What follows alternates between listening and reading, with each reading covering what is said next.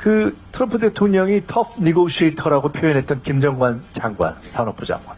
그 다음에 이번에 전체 그 패키지를 총괄을 하면서 이렇게 했던 김용범 정책실장. 잘했습니다. 뛰어난 관료들이라고 생각합니다. 근데 이분들이 하나같이 얘기하는 게 있습니다. 일반적인 덕담이 아니라 진심으로 대통령의 가이드라인이 없으면 해낼 수 없었다. 대통령의 가이드라인이 뭐냐? 첫째, 시간에 구애되지 마라. 제가 들었거든요. 둘째, 손해볼 건 나 절대 사인하지 않겠다. 근데 그 가이드라인이 이 결과까지 가져올 수 있느냐? 누구도 생각하지 못했습니다. 몇 번 깨질 뻔했거든요. 사실 빨리 끝내라는 압박이 있지 않았습니까? 심지어 지난 정부 시절에 한덕수 전 총리가 끝내려고 했던 거 아닙니까? 본인 대선 나가려고. 실적 빨리 내려고. 그때 대신 우리는 완전히 망한 겁니다. 그걸 넘긴 거 아닙니까? 그 이후에도 여러 번 압박이 있지 않았습니까? 에이펙 전에 끝내라. 에이펙 전에 저거 타결되기 전날 깨질 뻔했어요. 근데 버틴 겁니다. 근데 결과가 저 정도 나온 겁니다. 근데 다 하나같이 입을 모아서 얘기합니다. 그 가이드라인이 없었다면 이렇게 버티기 어려웠다. 근데 솔직히 해방 이후에 한국에서 미국과 어떤 협상이든 정치, 경제, 국방 어떤 협상이든 하면서 버텨본 적이 있습니까? 현실적으로 불가능합니다. 미국과 딜을 해본 사람은 압니다. 말이 그렇게 할 수가 없습니다.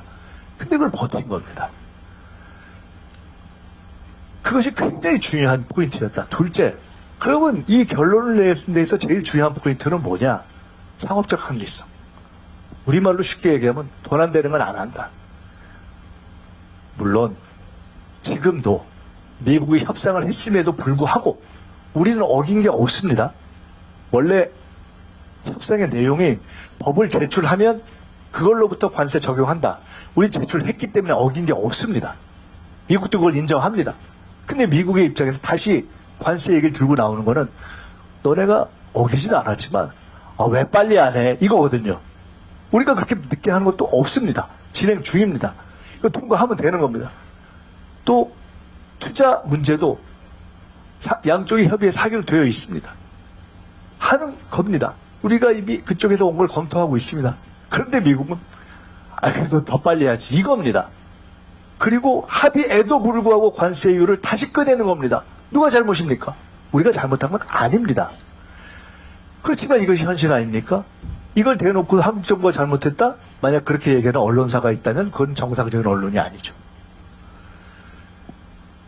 그런데 우리가 이런 어려운 기본적으로 기울어져 있는 운동장에서 그래도 끝까지 버티면서 만들어낸 가장 중요한 모자, 상업적 합리성입니다. 우리도 먹고 살아야지. 돈 되는 걸 해야지. 돈 안 되는 거 투자하라고? 그건 못하지. 그 다음에 우리도 의견을 내야지. 협의해야지. 최종 결정은 오케이.